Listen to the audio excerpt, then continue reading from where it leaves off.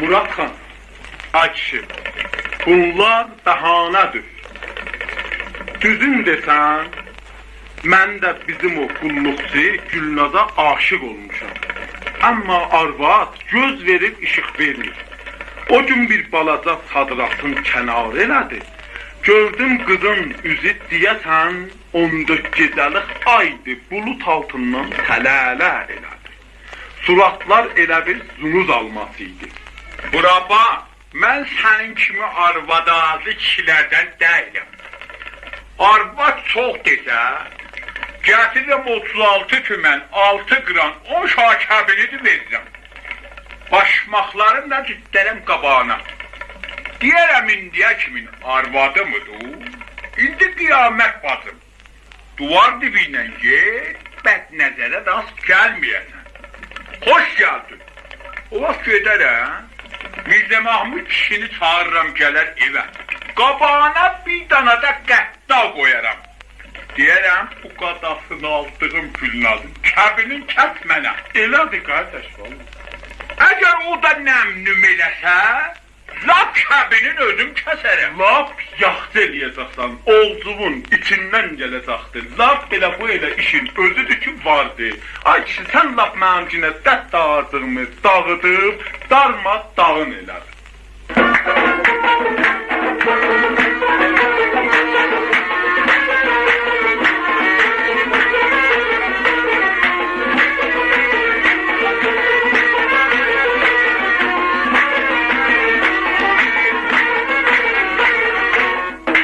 Dünya 5 gündür, 5'i de kara Murat'tan. Bu dünya 5 gündür, 5'i de kara Murat'tan. Birisi ak gündür, birisi kara Murat'tan. Birisi ak gündür, birisi kara Murat'tan. Kebir bozup göm yemem, hamısı fena Murat'tan.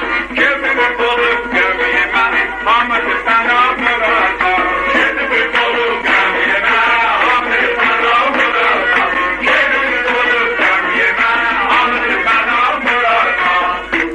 Sen indi gedib güllünü sigə edəsəm. Sən öləsən indi gedib güllünü sigə edəsəm.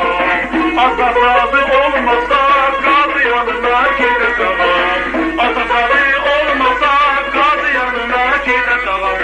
Qadı kəbini kəsməsə, kəbini özüm kəsəsəm. Qadı kəbini kəsməsə, kəbini özüm kəsəsəm. Hamısı bana